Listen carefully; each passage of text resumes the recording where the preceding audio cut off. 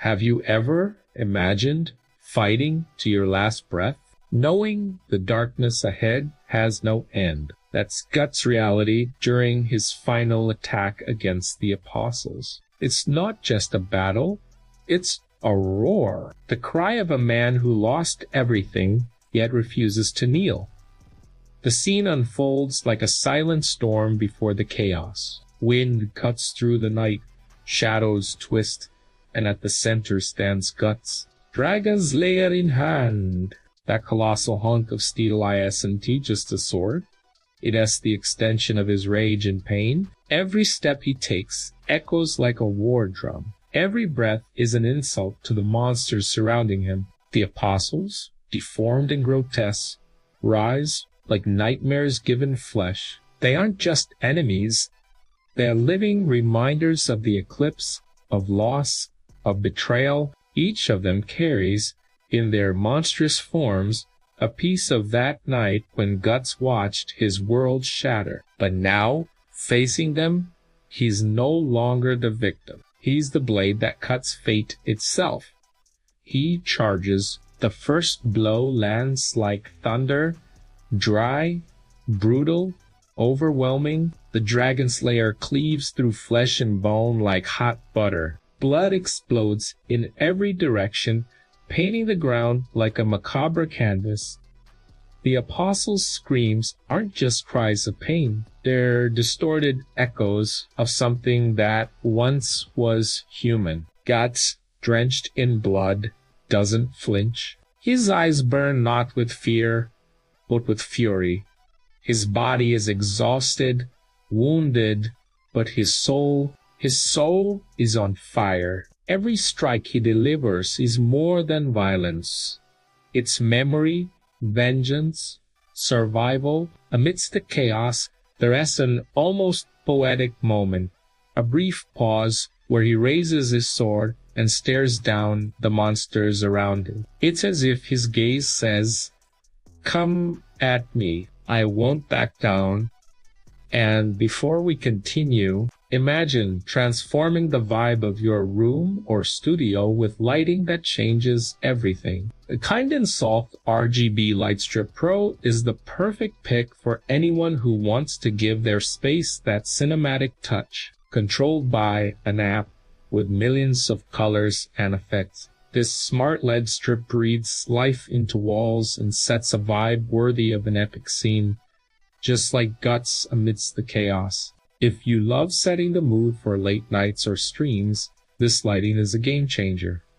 Back to the scene. The apostles swarm him like a living wave of carnage, but Guts is no ordinary man. He swings the Dragonslayer with the strength of someone who has nothing left to lose. The impact of each strike reverberates like explosions. Bones snap, limbs fly, and the ground shakes beneath the weight of concentrated fury. Even wounded, bleeding, staggering, he fights on.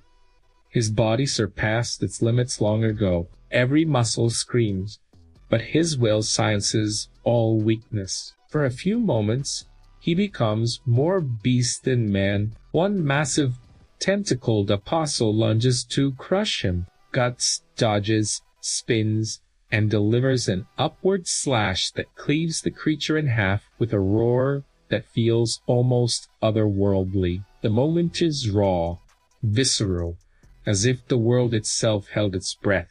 Another apostle tries to strike from behind, but Guts is already there, anticipating, as if instinct fused with the battle. He swings the sword in a perfect arc and severs the creature's head in one clean motion. Blood bursts hot into the air like crimson rain. What's most impressive is that, even surrounded and alone, Guts shows no hesitation. With each strike, he moves further away from ordinary humanity, nearing that razor's edge between man and legend. It is not mere physical strength.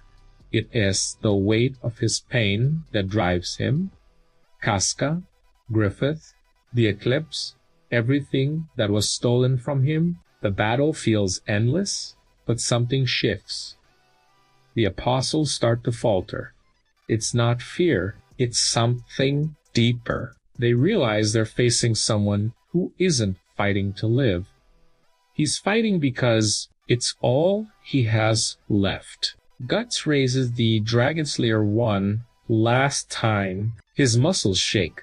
Blood drips from his fingers. His eyes lock forward. A sudden silence falls, as if the world itself is about to witness something legendary.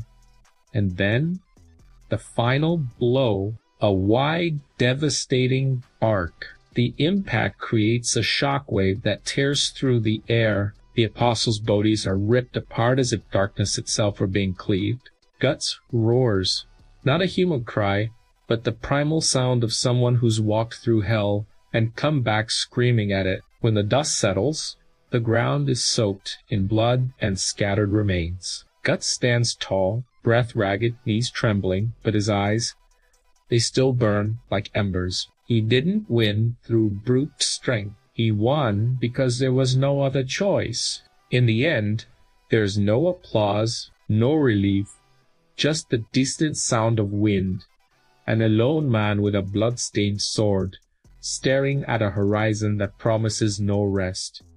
And so the question remains, how far can someone go before becoming the very monster they swore to destroy?